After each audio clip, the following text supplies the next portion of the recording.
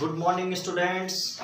आज हम पढ़ेंगे क्लास 10 एक्सरसाइज 3.5 का क्वेश्चन नंबर 2। क्वेश्चन नंबर 2 कह रहा है कि ए और बी के किन मानों के लिए निम्न समीकरण के युग्म के अपरिमित रूप से अनेक हल होंगे। क्वेश्चन नंबर 2 का ये पहला खंड है, पहला पार्ट है। तो पहला पार्ट में दिया हुआ है 2x plus 3y equal to 7, a minus b into x plus a plus b into y equal to 3a plus b minus 2। यहां से आपको a और b के मान ज्ञात करने हैं। समझ गए सभी बच्चे? यहाँ पे देखो, हम बीजगणन विधि से हमने कल पढ़ा कि किसी भी समीकरण का जो रूप होता है वो किस प्रकार का होगा। a1x plus b1y plus c equal to 0। समझ गए? दूसरा था, दूसरे समीकरण के लिए a2x plus b2y plus c equal to 0, c1 c2। समझ गए सभी बच्चे? यहां पे देखो, जो आपका a1 है वो 2 है, a2 है वो b1 है 3 है और c1 है 7 है। समझ गए? तो यहां पे मैं लिखता हूं जो a1 है समीकरण नंबर 1 से, ठीक है, ये समीकरण नंबर 2 हो गया। a1 बराबर 2, b1 बराबर 3 और c1 बराबर 7। समझ गए सभी बच्चे? बीजगणन की विधियां कब लागू होती है? जब ये प्रतिच्छेदी हो, ठीक है, और जिसका केवल एक ही हल हो। समझिए? वही ba2 equal to a minus b ये होगा ना, क्योंकि x है, x से आगे जो है वो a2 है हमारा। वही यहां पर b2 है आपका a प्लस b। समझ गए? और c2 है 3a प्लस b माइनस 2। समझ गए सभी? यहां पे क्या होगा, सबसे पहले हम देखेंगे क्या ये प्रतिच्छेदी प्रकार की रेखाएं हैं। समझ गए?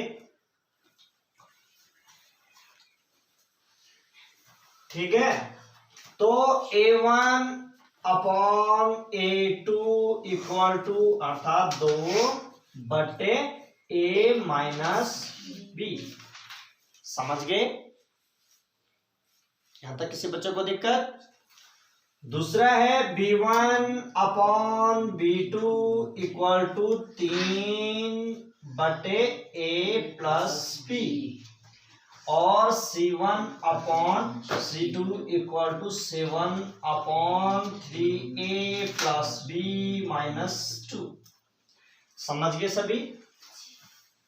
यहां पे देखो, जो समीकरण जो a1 अपॉन a2 है वो डज नॉट इक्वल टू है, वो बराबर नहीं है किसके? b1 अपॉन b2 के, अर्थात ये प्रतिच्छेदी है और इसका एक ही हल होगा। समझ गए? समझ गए इतना?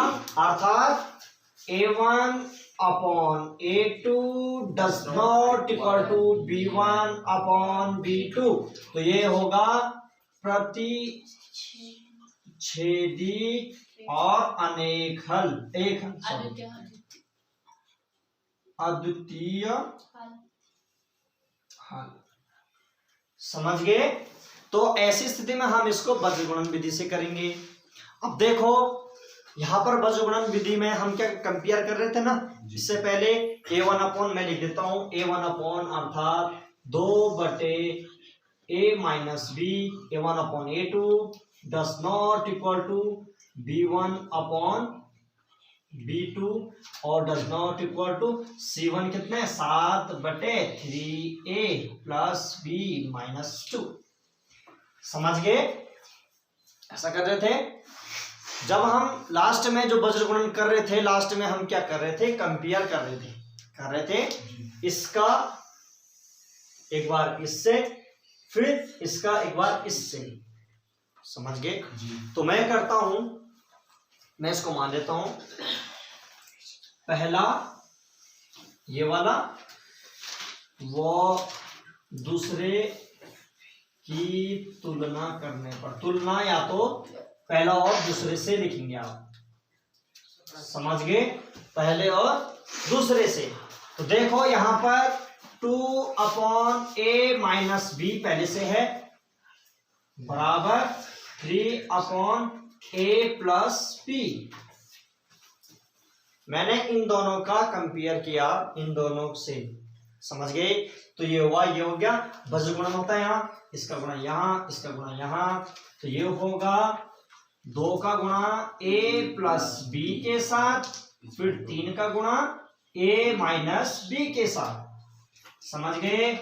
यहां पर देखो 2 into A 2a plus 2 into B 2b equal to 3a minus 3b, इसका गुणा प्लस माइनस का माइनस 3b इंटू 3b, ठीक है, समझ गए। ए वाले पद को एक साइड लाओ, बी वाले को एक साइड ले जाओ, ठीक है। तो 2a या तो पहले b, हाँ ठीक है, मैं इसको इधर लेके आता हूं, 2a माइनस 3a, समझ गए। मैंने इसको इधर ले लिया तो ये प्लस में था, ये माइनस में आ गया, बराबर यहां पर माइनस 3b पहले से है और ये 2 यहां प्लस का इधर किसमें गया, माइनस 2b में, समझ गए। यहां से a और b का मान निकालना है तो आप डायरेक्ट क्या करोगे, 1 और 2 की तुलना करेंगे, दोनों बराबर है ना, हमने पढ़ा था x अपॉन जो समीकरण था बराबर y अपॉन जो आ रहा था बराबर 1 अपॉन कुछ, है ना, सारे बराबर थे। तो मैं एक बार इसकी तुलना इसके साथ कर लेता हूं, समझ गए, फिर चाहे इसकी तुलना इससे करो, है ना, देखते हैं क्या होता है। यहां पे देखो ऐसा हो गया हमारे पास, तो देखो प्लस माइनस का माइनस अर्थात ये घटेगा, 3a में से 2a गया तो a बचा, कितना बचा, और बड़ी संख्या का चिन्ह माइनस का, समझ गए। माइनस माइनस का प्लस अर्थात ये जुड़ेगा, 3b प्लस 2b 5b, और बड़ी संख्या का चिन्ह देखो माइनस का तो माइनस 5b। और मैंने तुम्हें बताया था यदि इधर एक ही संख्या होती है, यदि इधर एक ही संख्या होती है, यहाँ पे क्या है, एक ही संख्या है, तो चिन्ह से चिन्ह कट जाएंगे, समझ गए। पहले आए बहुत बार रखा है, ठीक है। तो ये होगा a बराबर 5b, समझ गए।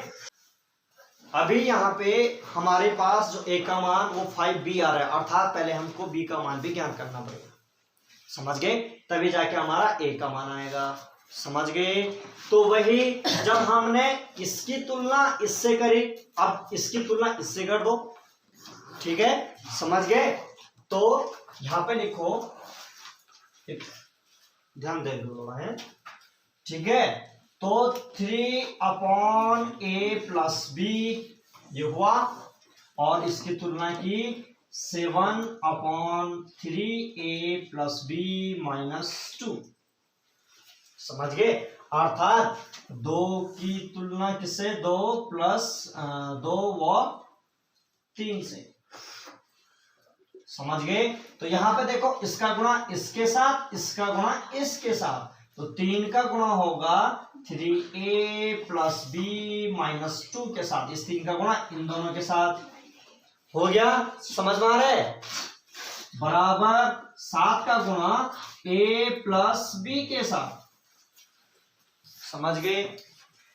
यहां पे 3 3 9 9a plus 3b plus minus का माइनस 3 दूना 6 बराबर 7a प्लस 7b, समझ गए सभी बच्चे।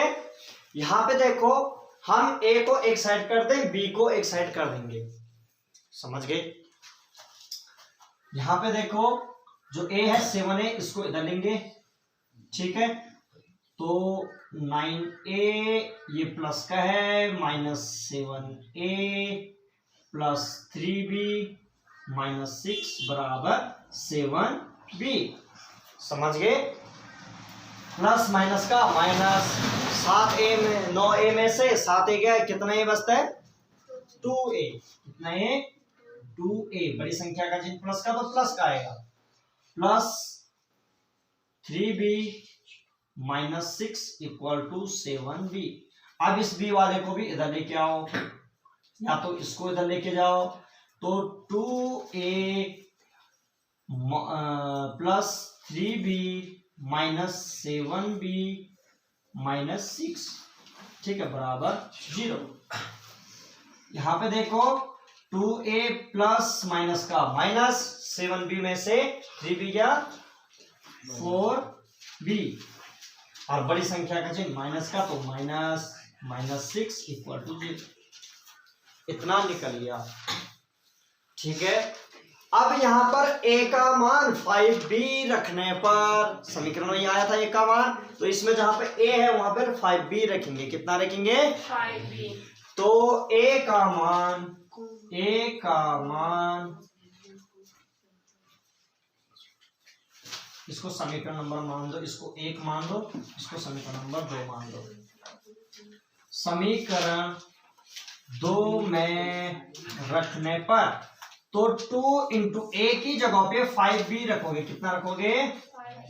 5b minus 4b minus 6 equal to 0। समझ गए? यहां पे देखो इसका गुणा इसके साथ, 5 दूनी 10, तो 10b माइनस 4b और माइनस 6 इक्वल टू 0। तो प्लस माइनस का माइनस 10b में से 4b गया, कितना बचता है? 6b। कितना बचता है? 6b minus 6 equal to 0।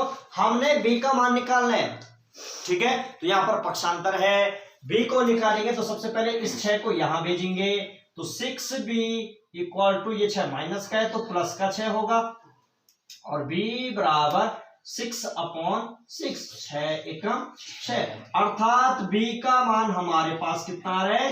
1। समझ गए? b का मान कितना आ रहा है? 1 आ रहा है।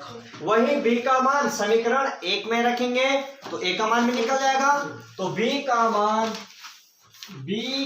मान समीकरण 1 में रखने पर, तो देखो a बराबर 5b था हमारे पास, ये था a बराबर, तो यहां पर b की जगह पे क्या रखेंगे? 1 रखेंगे, तो a बराबर 5 गुणा गया 1, तो a बराबर हमारे पास 5 आ रहा है। कितना आ रहा है? क्या आपका आंसर सही आ रहा है? a का मान कितना आ रहा है? 5 आ रहा है। समझ गए सभी बच्चे?